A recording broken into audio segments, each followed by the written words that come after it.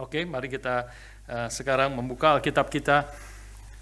Saya mengajak kita membuka dari Efesus pasal yang keempat ayat 20. Saya mulai baca ayat 24. Baca ayat 24 sampai 29. Kita secara khusus akan nanti membahas ayat 25. Efesus pasal yang keempat ayat, saya mulai ayat 24 dan terus membaca melanjutkan sampai ayat 29. Kita terakhir membahas ayat yang ke-24. Kita membaca sekali lagi menjadi konteks kita hari ini. Efesus 4 ayat 24, dan mengenakan manusia baru yang telah diciptakan menurut kehendak Allah di dalam kebenaran dan kekudusan yang sesungguhnya. Karena itu buanglah dusta dan berkatalah benar seorang kepada yang lain, karena kita adalah sesama anggota. Apabila kamu menjadi marah, janganlah kamu berbuat dosa. Janganlah matahari terbenam sebelum padam amarahmu. Dan janganlah beri kesempatan kepada iblis. Orang yang mencuri, janganlah ia mencuri lagi. Tetapi baiklah ia bekerja keras dan melakukan pekerjaan yang baik dengan tangannya sendiri, supaya ia dapat membagikan sesuatu kepada orang yang berkekurangan. Janganlah ada perkataan kotor keluar dari mulutmu, tetapi pakailah perkataan yang baik untuk membangun di mana perlu, supaya mereka yang mendengarnya beroleh kasih karunia. Mari kita berdoa sekali lagi, mohon pimpinan Tuhan. Bapa di surga, kami bersyukur untuk anugerah-Mu, untuk keselamatan yang Kau berikan di dalam Kristus, yang telah datang ke dalam dunia bukan untuk dilayani, melainkan untuk melayani dan menyerahkan nyawa-Mu menjadi tebusan bagi banyak orang. Kami bersyukur Kau telah memanggil kami menjadi umat-Mu, menyelamatkan kami di dalam Kristus, dan memanggil kami untuk boleh melayani satu dengan yang lain, seperti Kristus yang telah datang mengerjakan melayani kami semua. Tuhan berkati kami saat ini ketika kami akan membaca dan merenungkan firman-Mu. Tuhan yang menolong kami sekali lagi mengerti akan panggilan Tuhan bagi hidup kami sebagai anak-anak-Mu, sebagai orang yang telah ditebus oleh Kristus. Khususnya kami boleh makin menyadari, mengaplikasikan realita hidup kami sebagai manusia-manusia baru di dalam Kristus. Berkati kami semua, sehingga waktu yang telah Kau berikan, kesempatan yang baik yang Kau berikan, tidak lewat begitu saja. Dan Kau beri firman-Mu kepada kami.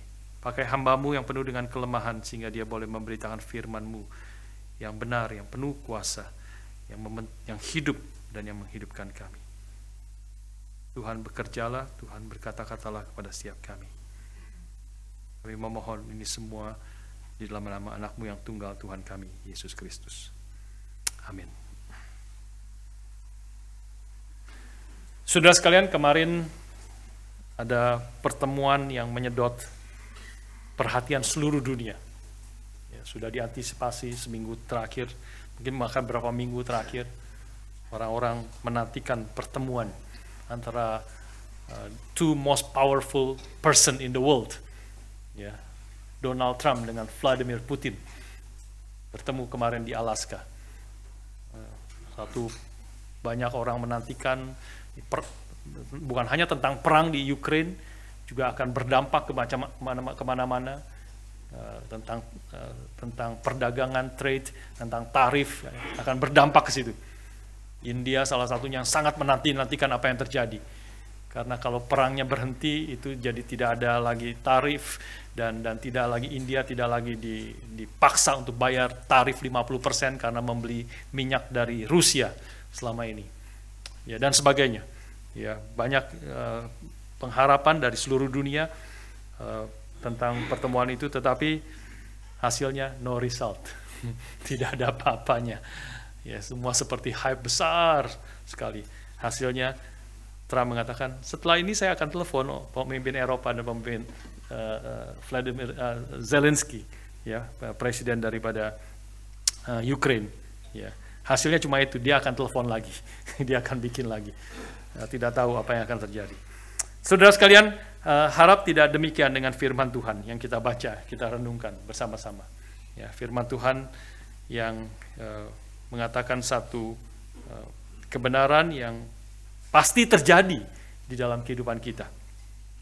Yaitu ketika ayat 24 yang terakhir kita membahas bagaimana kita umat Tuhan adalah orang-orang yang sudah menjadi manusia baru, dan kita dipanggil untuk mengenakan manusia baru itu yang telah diciptakan Allah menurut kehendaknya di dalam kebenaran dan kekudusan yang sesungguhnya. Satu manusia baru yang pasti akan menjadi baru nyata nanti khususnya ketika Kristus datang kedua kali. Sudah mulai dari sekarang kita adalah manusia baru di dalam Kristus. Barang siapa di dalam Kristus, dia adalah ciptaan yang baru. Yang lama sudah berlalu, sesungguhnya yang baru sudah datang. Tapi memang sebagai manusia yang baru belum nyata seluruh kehidupan yang baru itu. Belum nyata seluruh karakter daripada Kristus di dalam kehidupan kita, dalam pikiran kita, perkataan kita, kehendak kita, perasaan kita, belum sepenuhnya sesuai dengan siapa Kristus itu yang adalah di dalam Dia kita diciptakan menjadi ciptaan yang baru. Ya. Anthony Hoekema mengatakan kita harus mengerti sebagai orang Kristen, kita adalah orang-orang yang betul-betul baru. We are genuinely new, but not yet totally new. Kita betul-betul baru, genuinely new, but not yet totally new. Kita sungguh-sungguh manusia baru. Barang siapa di dalam Kristus, dia ciptaan baru. Barang siapa di dalam Kristus, tidak ada lagi penghukuman bagi mereka yang ada di dalam Kristus. Anugerah Tuhan, kita menjadi manusia yang baru. Dia memberikan hidup yang baru. Kita lahir baru menjadi manusia baru. Tetapi manusia baru ini belum sepenuhnya nyata di dalam seluruh aspek hidup kita. Dalam perkataan, pekerjaan kita, relasi kita, di dalam pikiran dan seluruhnya. Belum sepenuhnya, masih di dalam proses diperbaharui terus-menerus. Nah, ini yang dua hal yang kita harus pegang. Kita secara status adalah manusia baru, genuinely new, but not yet totally new. Belum seluruhnya baru. Tapi pasti akan terjadi satu hari ketika kita bertemu muka dengan Kristus. Kita akan diubahkan menjadi totally new. Seluruh pikiran, hati kita, kehendak kita, dan seterusnya. Dan di situ ada orang yang mengatakan, kita mengatakan kita tidak akan ada lagi dosa di situ. Kita tidak lagi bisa berdosa saat itu. Nah, itu justru keadaan yang sesungguhnya sebagai manusia yang berkenan kepada Tuhan. Ya, kita waktu Tuhan menciptakan segala sesuatu, kita masih bisa berdosa. Keadaannya tidak berdosa, Adam dan Hawa, tetapi masih bisa berdosa.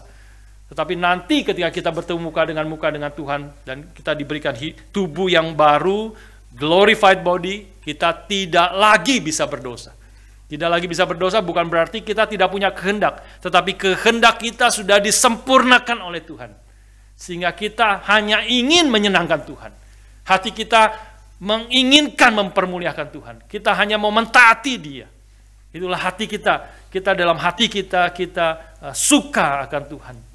Dan kita senang akan Tuhan, senang akan melakukan kehendak-Nya, sehingga kita tidak lagi ada dosa di situ. Ya, tidak ada lagi kemungkinan jatuh di dalam dosa. Inilah sesuatu yang Tuhan pasti kerjakan. Sudah mulai sekarang sedang bekerja, sedang membentuk kita sampai kita mati. Pembentukan ini terus terjadi, pembaharuan ini terus terjadi. Kita bertumbuh, tapi kuncinya adalah kita terus harus bertumbuh. Inilah maksud daripada perintah Paulus, firman Tuhan pada bagian-bagian yang kita baca belakangan ini, yang kita bahas dan juga termasuk hari ini. Segala perintah-perintah ini supaya kita hidupnya makin sesuai, perkataan kita, perasaan kita, pikiran kita makin sesuai dengan status kita sebagai manusia yang baru di dalam Kristus.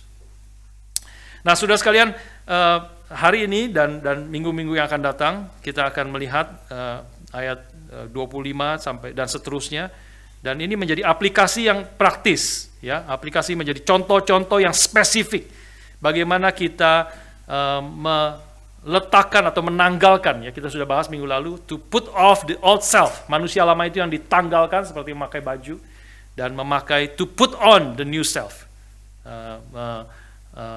mengenakan manusia baru. Ya, seperti baju kita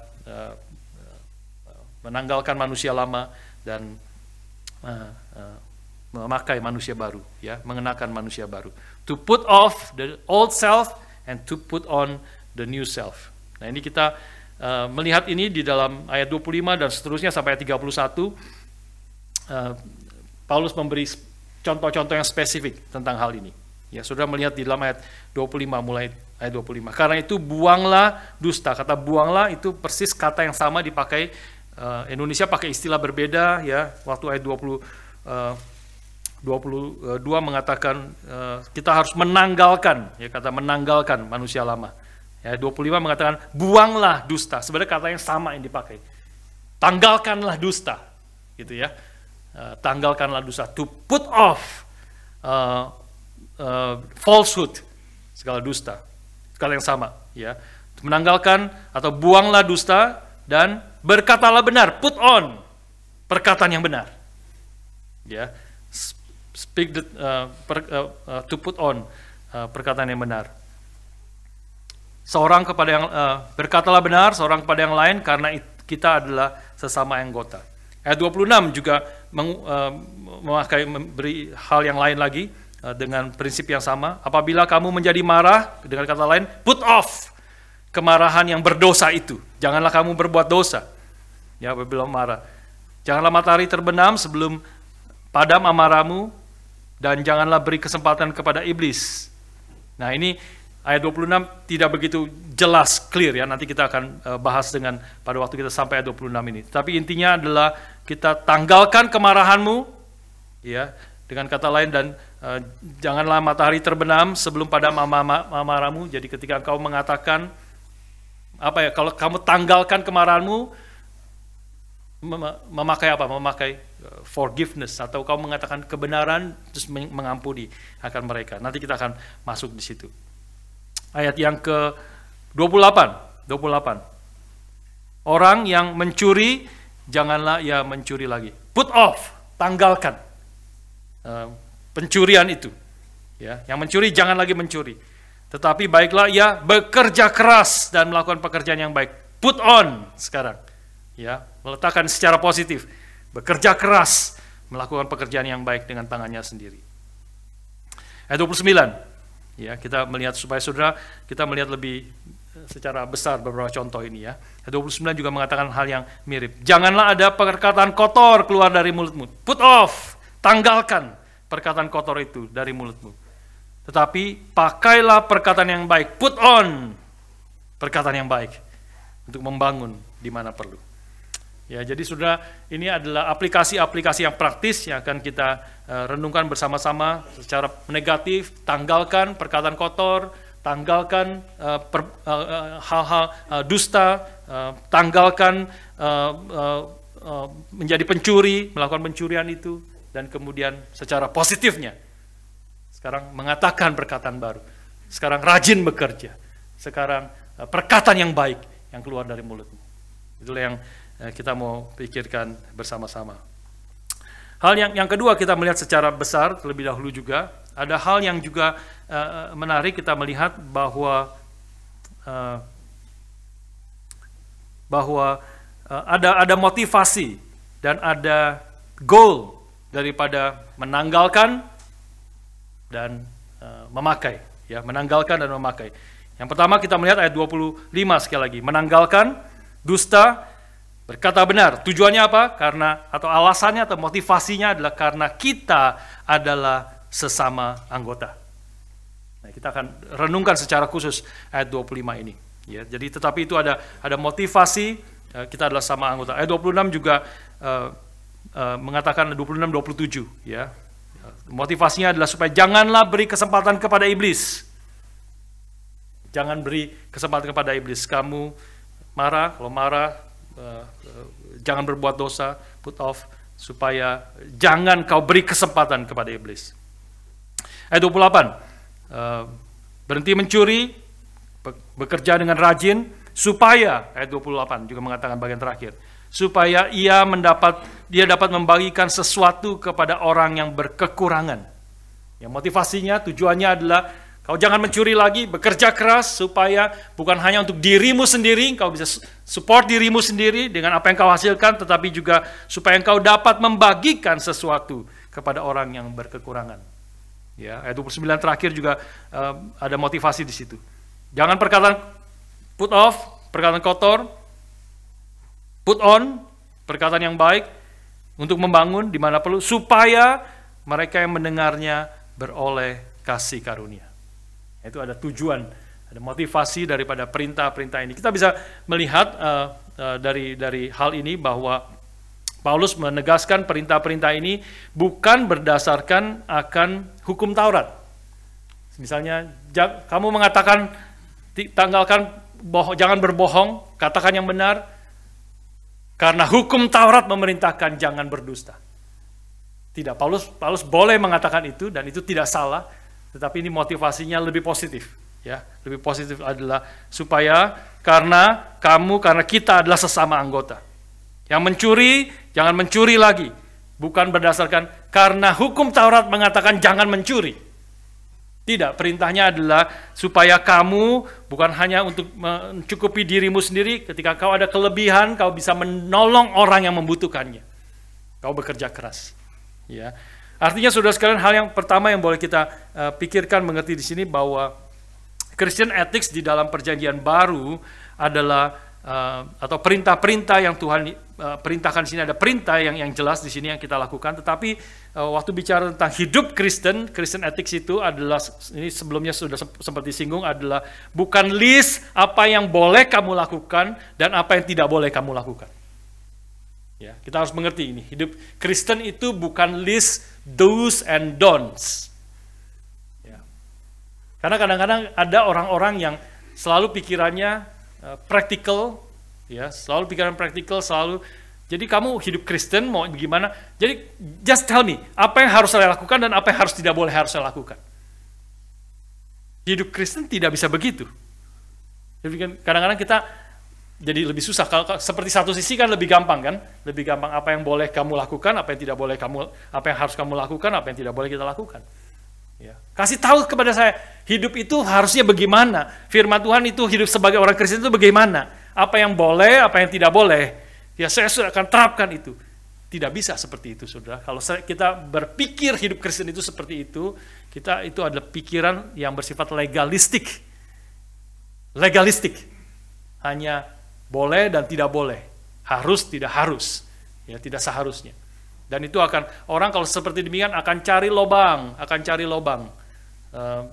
pasti tidak akan ada peraturan yang sempurna, akan ada lobangnya, ada loophole, ada going around dan sebagainya. Ya, itulah yang dilakukan oleh orang-orang Farisi. Orang Farisi dari 10 hukum Taurat, mereka membuat detail, memikir detail. 10 hukum Taurat tidak begitu detail. Dalam kasus ini, konteks ini, seperti ini apa? Mereka membuat dari 10 perintah menjadi 365 perintah. Ya, 3 lebih, mungkin 600 lebih sebenarnya. Ya, 600 lebih perintah. Dan membuat detail semua peraturan. Kalau hari Sabat, apa yang boleh, apa yang tidak boleh, sampai detail. Dan itu mereka menjadi Farisi.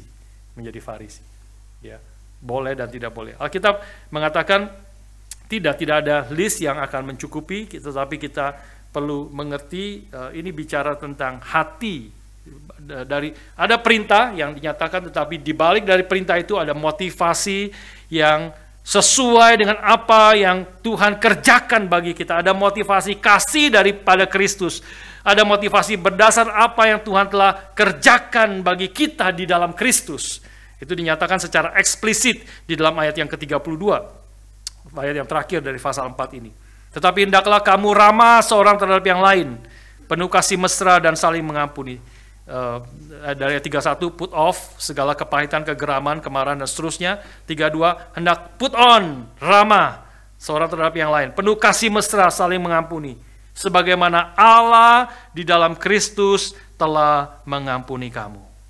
Nah, ini motivasi yang paling dalamnya. Di dalam Christian ethics adalah karena apa yang Kristus telah kerjakan bagi kita, maka kita melakukan ini semua. Motivasi dasarnya karena Kristus telah mengampuni kita, maka kita biarlah saling mengampuni. Karena Kristus telah melayani kita, seperti Pak Felix tadi kutip, biarlah kita boleh saling melayani. Nah, ketika kita mengerti anugerah Tuhan, kita mengerti pengampunan daripada Kristus, maka kita sadar semua yang akan kita lakukan, perintah-perintah yang nyata di luar itu adalah hasil daripada hati yang mengerti anugerah Tuhan. Hasil atau buah daripada hati yang telah disentuh dan diubahkan. Aku ada sebagaimana aku ada karena anugerah Tuhan. Anugerah Tuhan yang mengubah identitas kita. Karena seluruh hidup kita nanti masih belum sempurna. Seluruh perintah ini masih banyak hal yang kita gagal. Jadi kita akan lihat bersama-sama. Tetapi ketika kita mengerti kita sudah diampuni dalam Kristus, tidak ada lagi penghukuman bagi kita dalam Kristus. Kristus telah mati bagi kita ketika kita masih berdosa, ketika kita masih melawan Tuhan. Dia telah mengampuni dan mati bagi kita, sehingga kita milik Tuhan. Itu mengubah siapa kita, jati diri kita. Aku ada sebagaimana aku ada karena anugerah Tuhan. Tetapi anugerah Tuhan tidak sia-sia di dalam hidupku, melainkan aku bekerja lebih giat daripada semua rasul. Nah, ini hasilnya. Dan ketika dia taat, melakukan sebisa mungkin di dalam ketidaksempurnaannya, tapi bekerja mentaati Tuhan, melatih segala perintah Tuhan, tetapi dia sadar kalaupun dia berhasil, itu bukan karena dia dengan kekuatan dia sendiri, tapi bukan aku, melainkan anugerah Tuhan yang bekerja di dalam aku. Nah, inilah Christian ethics ya. Christian ethics adalah jangan saudara berpikir untuk kita ada list hidup Kristen itu. Apa yang boleh, apa yang tidak boleh. Udah kita taati saja perintah itu. Tidak dibalik daripada ada perintah-perintah yang ada, tapi dibalik itu adalah hatinya, motivasinya adalah karena Tuhan telah mengasihi kita terlebih dahulu. Motivasinya karena kita adalah milik Tuhan berdasarkan anugerah Tuhan semata-mata. Bukan karena apa yang aku lakukan, tidak ada apapun perbuatan baik yang apa aku lakukan. Kristus telah memberikan anugerahnya. Kita yang telah mati di dalam dosa, Dia telah memberikan hidup yang baru semata-mata karena anugerahnya. Nah, itu mendorong kita untuk boleh mentaati semua perintah yang dikatakan di dalam ayat-ayat yang kita baca pada hari ini. Hari ini kita fokus kepada ayat 25, ya, ayat yang ke-25. Kita akan masuk lebih dalam ayat yang 25. Mari kita baca sekali lagi ayat ini, satu ayat ini bersama-sama. Efesus 4 ayat 25. Karena itu, buanglah dusta dan berkatalah benar seorang kepada yang lain, karena kita adalah sesama anggota. Buanglah dusta, put off falsehood. Ya, artinya kebohongan, kesalahan yang menutupi kebenaran, mengaburkan kebenaran, membengkokkan kebenaran, bahkan mengatakan half truth. Yaitu buanglah, put off, buanglah itu, tanggalkan akan itu. Ya, bahkan perkataan yang almost true, perkataan yang hampir benar. Nah, itu juga kita harus berhati-hati. Kita bukan hanya harus membedakan antara yang benar dan salah, tetapi juga membedakan antara yang benar dan yang hampir benar, atau yang setengah benar, seperempat benar, dan sebagainya. Dan seorang pengkhotbah pernah memberi satu contoh bahwa half truth is not truth. Ya, half truth is not true. Ya, sangat berbahaya. Dia menceritakan satu di dalam dua orang sahabat perempuan, ibu-ibu begitu ya. Temannya ini dia sedang merayakan anniversary pernikahan dengan suaminya. Maka si ibu ini, temannya ini memberi hadiah kepada temannya, saudara seiman. Ya, menguatkan dia di tengah segala kesulitan, tantangan yang mereka hadapi di dalam pernikahan mereka. Dia tahu temannya ini, maka diberikan hadiah, diberikan kartu, dan kemudian setelah dia mengatakan kalimat congratulations dan sebagainya, dia menutupnya dengan Dia maksudnya mau menulis 1 Yohanes 4 ayat 18 yang mengatakan di dalam kasih tidak ada ketakutan karena kasih yang sempurna melenyapkan ketakutan. Itu adalah 1 Yohanes 4 ayat 18. Tapi somehow dia lupa tulis 1 di depannya itu. Ya, dia tulisnya Yohanes 4 ayat 18. Ya, kalau saudara baca Yohanes 4 ayat 18, saudara mengetahui kalimat ayat itu mengatakan, sebab engkau telah punya 5 suami, dan yang bersamamu sekarang bukanlah suamimu. Bahaya sekali. Ya, almost truth is not truth. Ya, bisa berantem setelah itu. Ya, bisa musuh persahabatan, saudara. Saudara, beberapa ayat di dalam yang sebelumnya dan yang lain kita akan melihat ada beberapa ayat yang kita tahu menegaskan betapa pentingnya kebenaran itu, betapa pentingnya kita membuang, put off dusta dan berkata benar seorang kepada yang lain. Kita lihat beberapa ayat dari Efesus dan juga beberapa ayat dari tulisan Paulus yang lain. Efesus 1 ayat 13 boleh dimunculkan. Efesus 1 ayat 13. Ayat yang sudah kita bahas. Dikatakan di dalam Dia kamu juga, karena kamu telah mendengar firman kebenaran, yaitu Injil keselamatanmu. Di dalam Dia kamu juga, ketika kamu percaya, dimeteraikan dengan Roh Kudus yang dijanjikan itu. You heard the word of truth, the gospel of your salvation. Injil adalah firman kebenaran. Tanpa firman kebenaran tidak ada keselamatan bagi kita. Injil itu adalah Injil adalah firman kebenaran yang diberitakan kepada kita. Dan ketika kita percaya, kita dimeteraikan dengan Roh Kudus yang dijanjikannya itu. Roh Kudus di dalam kitab Yohanes mengatakan, Roh Kudus adalah roh kebenaran. Ya, betapa pentingnya. Tanpa kebenaran maka tidak ada keselamatan bagi kita. Karena Roh Kudus yang melahirbarukan kita juga adalah roh kebenaran itu sendiri. Efesus 4 ayat 15. Efesus 4 ayat 15. Next. Efesus 4 ayat 15. Tetapi dengan teguh berpegang kepada kebenaran di dalam kasih, kita bertumbuh di dalam segala hal karena Dia Kristus yang adalah kepala. Kita sudah singgung beberapa kali ini ya. Terjemahan yang lebih literalnya adalah speaking the truth in love, we are to grow up in every way into Him who is the head, into Christ. Kita mengatakan kebenaran atau berpegang kepada kebenaran dengan teguh, berpegang pada kebenaran di dalam kasih. Kita mengatakan kebenaran itu adalah satu cara yang sangat penting, krusial. Kita pada waktu kita membahas juga melayani satu dengan yang lain. Kita membangun, bertumbuh bersama-sama karena Kristus. Ya, 2 hal yang kita renungkan bersama pada waktu kita membahas ayat-ayat ini. Tapi speaking the truth in love adalah sarana kita boleh bertumbuh ke arah Kristus, yang adalah jalan kebenaran dan hidup itu sendiri. Ya. Kebenaran yang nyata di dalam Kristus juga di dalam ayat 21 sampai 24 juga mengatakan akan hal itu. Jadi kita tanpa kebenaran tidak ada keselamatan, tanpa kebenaran kita tidak bisa bertumbuh ke arah Kristus. Speaking the truth in love, karena juga Kristus itu sendiri adalah kebenaran. 2 Korintus 4 ayat 2 kita boleh melihat. 2 Korintus 4 ayat 2. Hal-hal yang kita, biarlah ayat-ayat ini menolong kita untuk, inilah yang dikatakan Alkitab bagi kita. Biarlah ini menjadi sesuatu yang juga kita rindukan, dan saya merindukan akan hal ini, ya, memegang hal ini. Tetapi kami menolak, Paulus mengatakan sama dengan penulis yang lain, kemungkinan Timotius ya.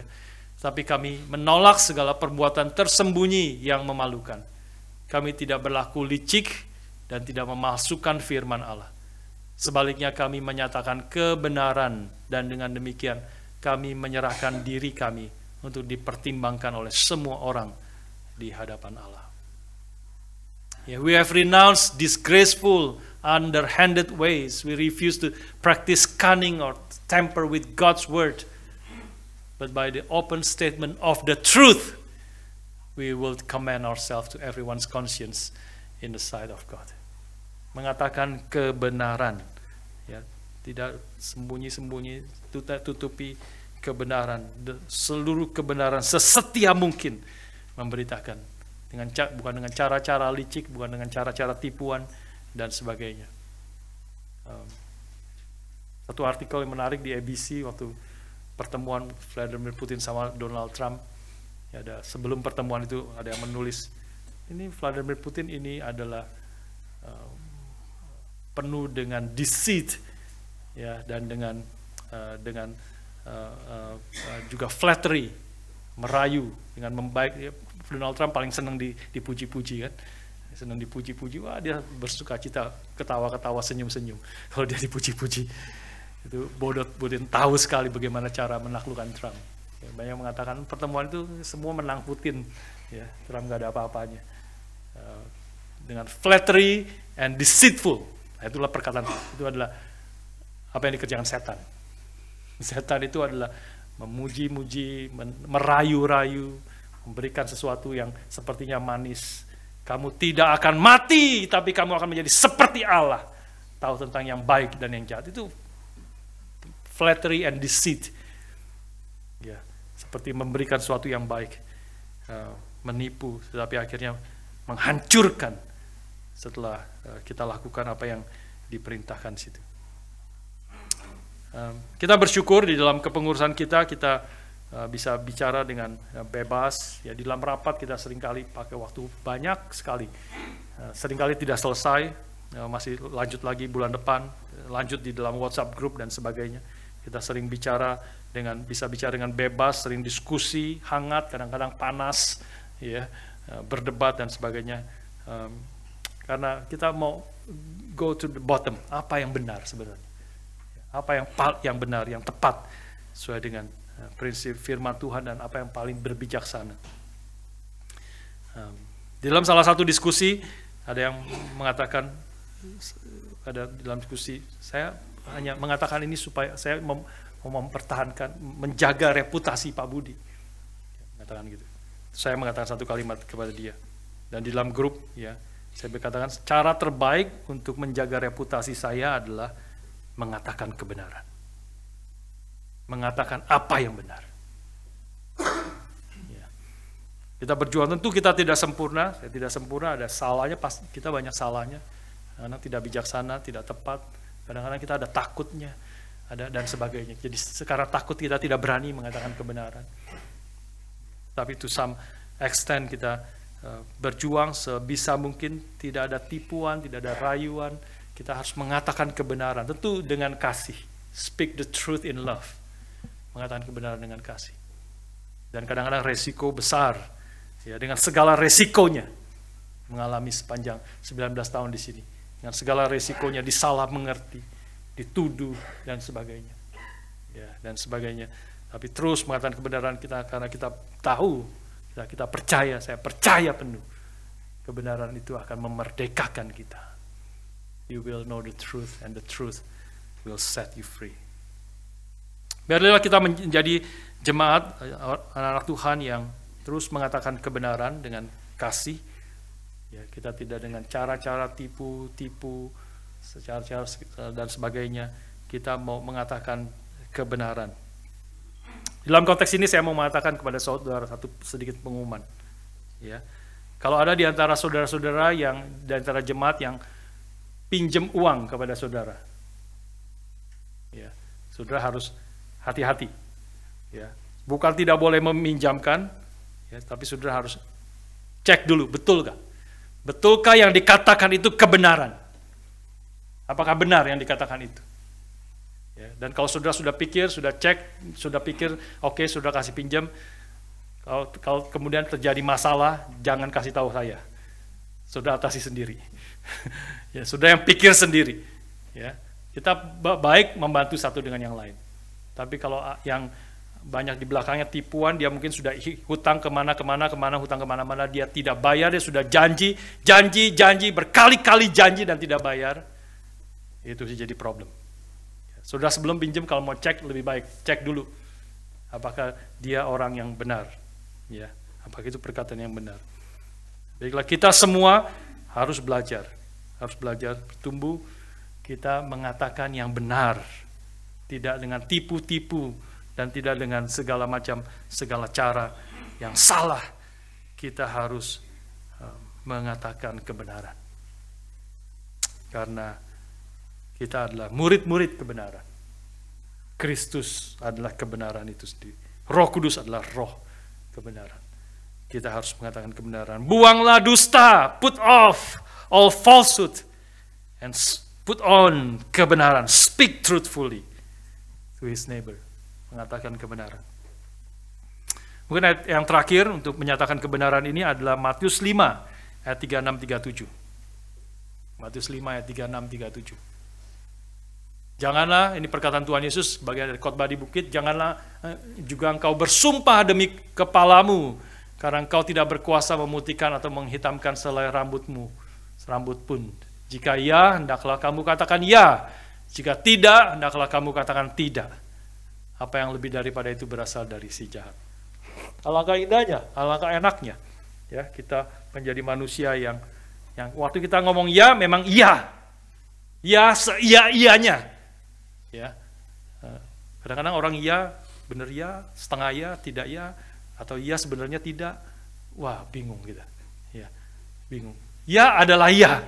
Kalau kita katakan iya adalah iya. Kalau katakan tidak, kita berani katakan tidak. Nah, ada orang-orang yang tidak berani katakan tidak kalau diminta.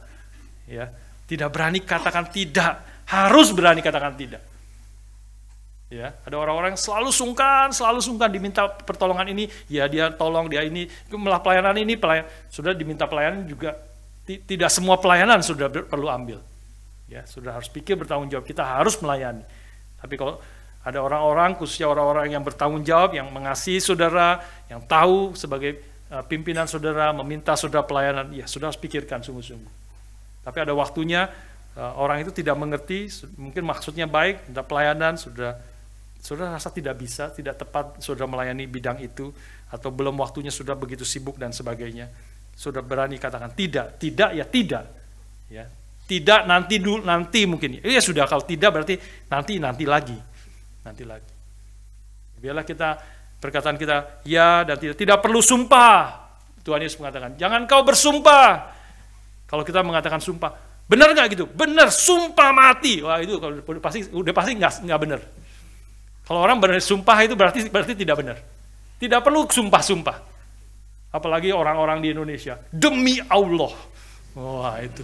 Saya bertemu berkali-kali orang-orang seperti itu. Ya. Dulu saya sebelum saya menjadi hamba Tuhan, saya sempat menjadi agen LPG. Agen LPG di Indonesia. Ya, menjadi agen LPG.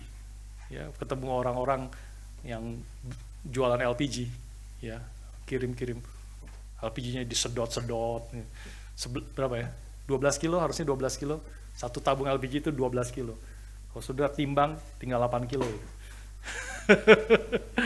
sudah nggak pernah tahu, itu triknya, mereka sedot-sedot itu kadang-kadang bisa meledak, sedot-sedot, ya, disedot tinggal 8 kilo, tinggal 9 kilo, ya, hampir tidak ada yang benar-benar 12 kilo, mereka semua ketemu orang-orang itu.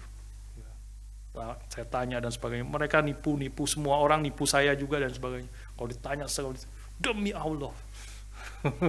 Udah pasti nggak bener. Kalau dia ngomong gitu, nggak usah demi-demian. Nggak usah demi-demian. Bahkan rambutmu pun, Tuhan Yesus katakan, itu bukan milik kamu. Kamu tidak punya hak, tidak punya kemampuan menumbuhkan rambut di atas kepalamu. Tidak usah sumpah-sumpah. Kalau iya, katakan ya. Kalau tidak, katakan tidak.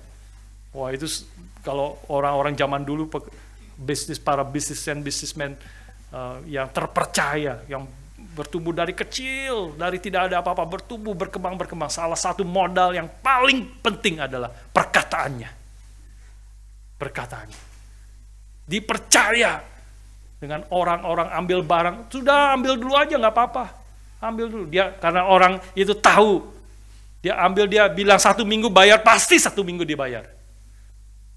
Kalau dia nggak bisa bayar, dia akan datang bilang, tolong tambah 1 minggu lagi, tambah 2 hari lagi. Dia akan bilang, minta maaf, nggak bisa selesaikan apa yang saya sudah katakan. Tapi dia sebisa mungkin katakan 1 bulan, bayar 1 bulan, bayar 1 bulan. Kalau orang yang perkataan demikian, semua orang percaya kepada dia. Percaya, silakan serahkan pinjam berapa banyak, kasih pinjam. Karena waktu dia katakan 1 bulan dia bayar, dia pasti bayar. Mungkin dia bayarnya 1 bulan kurang 1 hari dia sudah bayar. Itu perkataan kita sebagai orang-orang Kristen, kita harus mengatakan tidak perlu sumpah. Betapa indahnya kan, betapa enaknya. Saya selalu berusaha sebisa mungkin. Kadang-kadang memang tidak mudah. Tidak mudah, ada konteks-konteks tertentu tidak mudah. Tapi di dalam majority of cases kita bisa mengatakan dengan tegas, iya adalah iya. Kalau sudah katakan iya, jangan ditanya lagi. Sudah iya, memang iya. Iya. Kalau iya ya iya, kalau tidak kita berani katakan tidak. Kalau tidak, sudah tidak, memang betul-betul tidak. Ya, tidak ada di balik itu. Ada udang di balik batu. Ada udang di balik rempeyek. Tidak. Ya. Betapa enaknya. Sebenarnya enak sekali kalau kita relasi, semuanya mengatakan kebenaran, semuanya apa yang katakan jelas, tidak ada tipu-tipu. Ya, iya, tidak. Sudah selesai. Benar, kalau iya, pasti iya. Kalau dia katakan tidak, pasti tidak. Itu menjadi relasi yang nyaman satu dengan yang lain. Buanglah dusta. Berkatalah benar seorang kepada yang lain. Kalimat terakhir, ya, alasannya, motivasinya. Karena kita adalah sesama anggota. Nah, ini menarik. Ya, karena kita adalah sesama anggota. NIV menerjemahkan tidak salah tetapi kurang tepat, kurang literal maksudnya ya. Kurang literal tetapi tidak salah sebenarnya. Di dalam konteks yang lebih besar tidak salah. NIV menerjemahkan for we are all members of one body, karena kita adalah anggota satu tubuh. Memang betul, sebelumnya kita sudah bahas. Kita adalah anggota satu tubuh. Ya, semua tangan, telinga, mata, kaki, kita semua anggota satu tubuh Kristus. Tapi kurang literal sebenarnya. Ya, jadi kehilangan sesuatu kalau kita hanya melihat NIV. Indonesia lebih tepat, ya, sesuai dengan ESV yang mengatakan bahwa kita adalah karena buanglah dusta, berkata benar seorang pada yang lain, karena kita adalah sesama anggota. Ya, we are member of one another. We are member of one another. Bukan, tidak ada kata tubuhnya, dikatakan dengan tubuh Kristus, tapi kita semua adalah anggota satu dengan yang lain. Anggota satu dengan yang lain.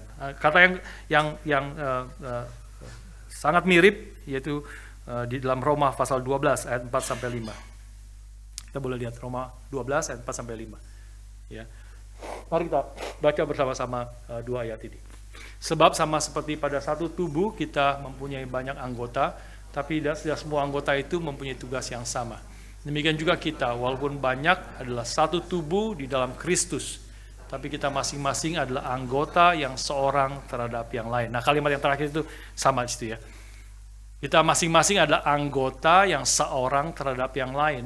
And individually, we are members one of another. Kita adalah anggota, we are members one of another. We are, atau each member belongs to all the others. Ya, setiap anggota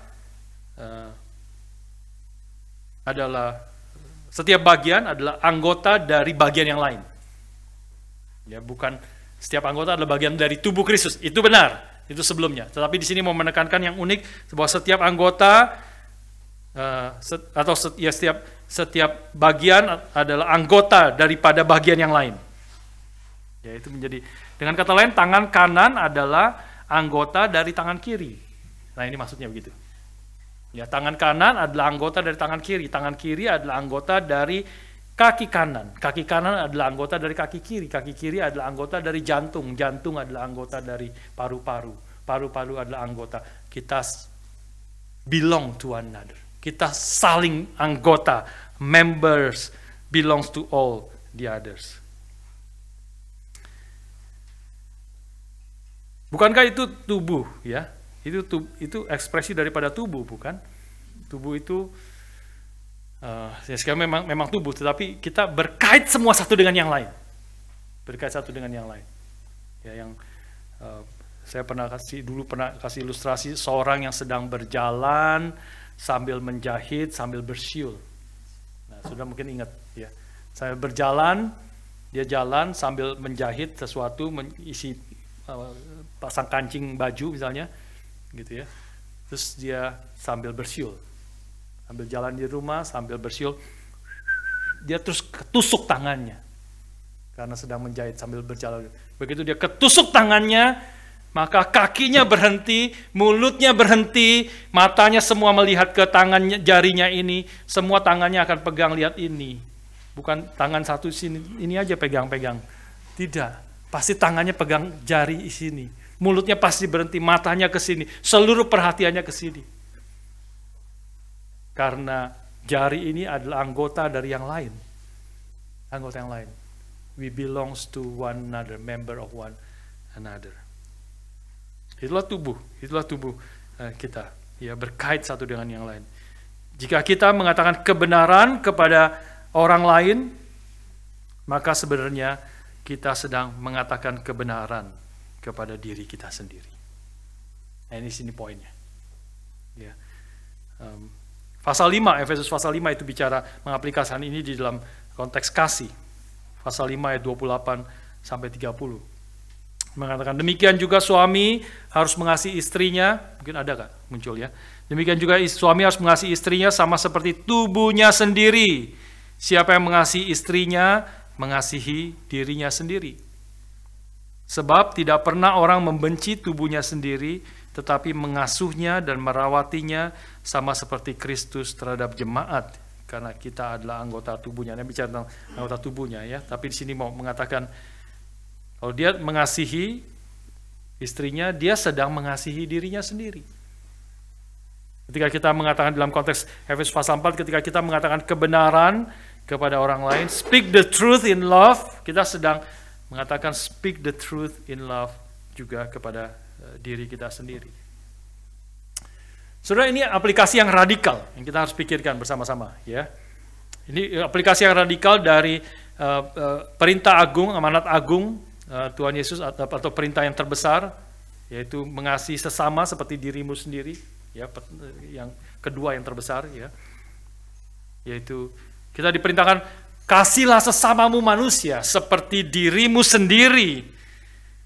Maka di sini mau mengatakan dengan prinsip mengerti akan bagian ini, kita sekarang diperintahkan kepada khususnya kepada anggota tubuh Kristus, pada gereja Tuhan, pada umat Tuhan. Perintah yang pertama adalah kepada semua orang, kasihlah, love your neighbors, semua orang seperti dirimu sendiri. Sekarang secara khusus kepada gereja Tuhan, umat Tuhan, perintah ini diaplikasikan. Kasihlah sesamamu manusia seperti dirimu sendiri, karena saudaramu itu adalah dirimu sendiri. Ini yang mau ditegaskan. Atau saudaramu itu adalah bagian dari dirimu sendiri. Wah, ini kita harus pikir bersama-sama ya. Kita harus makin menghayati, makin mengerti, makin mau mentaati bagaimana ini boleh terjadi. Jika kita mengasihi, sudah tidak bisa membiarkan saudaramu hidup di dalam dosa. Termasuk waktu saya mengumumkan tadi tentang peminjaman. Dalam rangka mengasihi, mengatakan kebenaran dengan kasih, supaya kembali kepada Tuhan, jalan yang benar. Mengasihi sama mengatakan kebenaran di dalam kasih. Kita tidak bisa membiarkan saudara-saudara kita hidup di dalam dosa, di dalam kesalahan, dan membiarkan mereka. Kalau kita membiarkan mereka hidup di dalam kesalahan, dosa, kita sedang membiarkan diri kita sendiri terus hidup di dalam dosa. Karena kita adalah anggota satu dengan yang lain. Biar ini makin membawa kita kesadaran ya, boleh kita menyadari saudara kita our brothers, our sisters, adalah bagian daripada diri kita sendiri. Karena itu kita harus mengatakan kebenaran di dalam kasih kepada mereka. Tidak mudah nih, ini kayak konsep gimana ya, realitanya gimana? Mulai dari kesadaran nih. Ya, harap kita mulai sungguh-sungguh mau melaksanakan ini perintah Tuhan yang Tuhan inginkan bagi kita. Dan ini akan menjadi realita kalau kita semua melakukan ini. Kita sekali lagi rela mengasihi dan rela juga dikasihi. Yaitu kita rela melayani dan juga dilayani. Kita nggak, satu sisi kita tahu tadi sharing Pak Felix, dan itu memang kejadian, banyak juga kejadian di banyak gereja, ya, bahwa kita lebih banyak ingin dilayani. Kita datang, sudah sadar tidak sadar, saudara sudah dilayani. Ya, saudara bisa datang duduk dengan rapi, pianisnya baik, lagunya sudah dipersiapkan, tidak kacau. Sudah bisa bayangkan lah, semua setiap hal itu bisa kacau. Kalau mereka main berdua kacau, tidak nyambung pianis sama organis, langsung kita kacau nyanyinya. Ya. Kalau lagu-lagunya keluarnya kacau, lagu pertama, pianis nyanyi lagu pertama, munculnya lagu kedua di depan, kacau semuanya. Ya, semua perkataan di sini dan sebagainya. Ya. Berdiri di sini, kalau ini berantakan, kalau di sini ada gelas, ada minyak goreng di sini. Sudah tidak bisa berbakti, ada minyak goreng, ada gelas, sudah tidak bisa berbakti, udah perhatiannya ke sini. Ya. Semua hal detail, kalau saudara datang bau di sini banyak kotoran, banyak tisu di mana-mana, kacau semua. Begitu banyak hal bisa terjadi untuk supaya harus terjadi dengan baik dan benar, supaya bisa bertumbuh satu dengan yang lain. Memang kita sudah mau tidak mau, sudah datang pasti sudah dilayani, sudah menerima pelayanan, pasti diundang untuk saudara boleh melayani. Mari kita melayani juga, bukan hanya dilayani. Tapi juga sisi lain kita harus perhatikan, ada orang-orang tertentu yang selalu tidak ingin dilayani, meskipun sudah tidak mungkin tidak dilayani. Saya sendiri banyak dilayani. Saya salah satu bagian daripada gereja ini. Ya, saya bisa berdiri di sini karena tadi semuanya sudah berjalan dengan baik. Saudara bisa datang tepat waktu. Kalau saudara setiap 5 menit ada yang datang, setiap 5 menit ada yang datang, setiap 5 menit ada yang datang, selama khotbah satu jam. Selama 3 menit ada yang datang, kacau semua, berantakan. Sudah terus nengok, nggak bisa perhatian. Ya, semua sudah datang tepat waktu, persiapkan dan sebagainya. Semua berjalan, semua kita pasti dilayani. Tapi ada orang-orang secara tidak sadar tidak mau dilayani, secara hatinya tidak mau dilayani, meskipun tidak bisa sebenarnya. Tapi selalu tidak mau dilayani, tidak mau minta tolong. Susah sekali kalimat minta tolong. Selalu ingin melayani, selalu ingin memberi, selalu ingin mengasihi, selalu ingin berkorban, tapi tidak mau kalau orang lain berkorban bagi dia, itu susah sekali dia terimanya. Ada orang-orang seperti itu. Dia mau melayani, tapi kalau dia dilayani oleh orang lain melakukan kebaikan, pelayanan, berkorban bagi dia susah terima. Dia tidak pernah keluar dari mulutnya minta tolong. Nah, itu juga problem. Itu problem juga. Ya, itu ada pride di dalam hatinya sebenarnya. Dia tidak mau ditolong. Meskipun dalam realita pasti tidak bisa. Ya, kita harus menolong, saling menolong. Kita mengatakan kebenaran dengan kasih. Orang lain perlu mengatakan kebenaran dengan kasih kepada kita. Kita mengasihi, orang lain perlu mengasihi. Kita membutuhkan orang lain membutuhkan kita. Saling membutuhkan. Itulah gereja Tuhan, itulah keluarga di dalam Kristus. Ada banyak orang latar belakang Chinese, di dalam budaya Chinese itu seringkali punya prinsip kalau problem di dalam keluarga itu jangan dikasih tahu orang lain. Ya. Tidak sedikit orang-orang latar belakang Chinese itu punya, kalau problem di dalam rumah tangga kita di keluarga saja dibicarakannya. Coba diselesaikan. Jangan sampai orang lain tahu, malu, aib. Itu aib. jadi problem juga. Tidak, saudara. Kecuali saudara melihat waktu mengatakan problem di dalam keluarga, kecuali saudara mengerti keluarga itu adalah gereja Tuhan. Gereja adalah keluarga Allah. Keluarga Allah. Kita perlu saling membantu satu dengan yang lain. Perlu saling mengasihi, saling support, mengatakan kebenaran satu dengan yang lain. Menolong dan ditolong. Kita juga harus mau ditolong. Harus mau ditolong oleh orang lain. Karena kita membutuhkan orang lain. Ada waktunya kita ditolong. Ada waktunya kita menolong. Ya. Hari ini kita merayakan Indonesia Merdeka. Indonesia juga terdiri dari banyak etnik, banyak suku bangsa, banyak berbagai macam. Salah satu yang paling kaya, saya tidak lupa berapa ratus etnis yang ada di Indonesia. Jawa, Sunda, Ambon, Batak, Manado, ya, Sulawesi, Bugis dan sebagainya. Ada Chinese di dalamnya. Ya, Chinese sendiri terdiri dari ada Ke, ada Hokkien, ada di dalamnya ada macam-macam lagi di dalamnya. Tapi waktu berperang bersatu, kita bersatu. Bersatu kita teguh, bercerai kita runtuh. Itulah kita dengan peperangan itu, dengan persatuan itu. Lalu muncullah Bhinneka Tunggal Ika. Beragam-ragam, berbeda-beda tetapi satu jua. Yaitu persatuan membuat Indonesia bisa berhasil memenangkan, mengalahkan musuh, mengusir penjajah. Dan saya memperhatikan hampir di semua negara punya itu, ya, unity and diversity, selalu punya itu. Australia punya we are one, but we are many. Kita satu, kita banyak, kita satu tapi kita banyak sebenarnya. Kita banyak tapi kita satu. Di mana-mana semua negara banyak etnis yang berbeda-beda. Saya mau katakan sebagai penutup, gereja jauh lebih beragam sebenarnya. Kita sudah belajar dari Pak Mike, ya, multicultural, multi-language, multi-ethnic, gereja dari macam-macam. Meskipun kita masih agak banyak miripnya, ya, tetapi sebenarnya gereja Tuhan terdiri dari macam-macam etnis, bahasa, latar belakang, pengalaman hidup yang berbeda-beda, bahkan juga karakter yang berbeda-beda.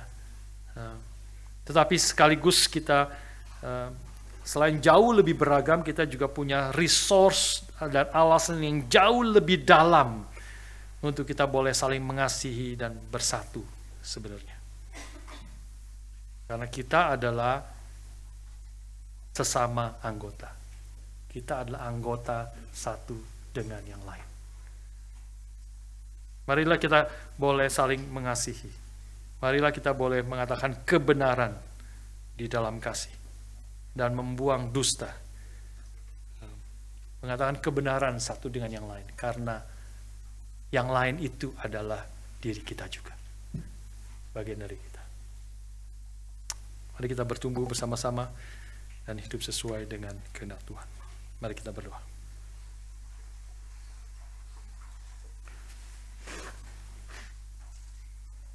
Bapa, terima kasih. Bapa, terima kasih. Bapa di dalam surga, puji terima kasih. Mari berdiri bersama-sama. Bapa, terima kasih. Bapa, terima kasih. Bapa di dalam surga, puji terima kasih. Kami bersyukur sekali lagi ya Bapa untuk anugerah-Mu di dalam Kristus yang telah menebus kami dan menjadikan kami satu tubuh di mana Kristus adalah kepala gereja. Dan kami juga adalah anggota satu dengan yang lain. Biarlah kami, pimpinlah kami di gereja-Mu di Arek Melbourne, Eric Springfield, itu menjadi gereja yang sungguh mengatakan kebenaran dengan kasih, membuang segala dusta, membuang segala tipu muslihat, mengatakan kebenaran dalam kasih. Kami boleh membangun satu dengan yang lain di dalam Engkau, karena kami semua adalah anggota satu dengan yang lain di dalam Kristus. Berkati kami dan pimpin kami semua boleh berjuang mengaplikasikan akan kebenaran firman ini di dalam relasi kami sehari lepas sehari, dalam anggota OSG kami, di dalam interaksi kami satu dengan yang lain, sehingga firman-Mu yang kami dengar, kami renungkan, boleh menjadi nyata di dalam hidup kami. Firman yang indah, rencana Tuhan yang terbaik bagi kami. Tuhan, ajar kami gereja-Mu menikmati dan bertumbuh dengan mentaati firman, menikmati segala rencana Tuhan yang indah bagi kami, yang baik, yang melampaui segala apa yang ada di dalam dunia ini. Karena kami adalah milik-Mu, kami yang Kau telah tebus dengan darah anak-Mu yang tunggal Yesus Kristus. Kau punya rencana yang melampaui apa yang dapat kami pikir. Tuhan, tolong kami menjadi gereja-Mu yang menghidupi akan kebenaran Tuhan, kehendak-Mu bagi kami masing-masing sebagai satu gereja-Mu di tempat ini. Terima kasih Bapa. Topanglah kami dan berbelas kasihanlah kepada setiap kami. Dalam nama Tuhan kami Yesus Kristus, penebus dan juru selamat kami yang hidup, kami memohon semua ini. Amin.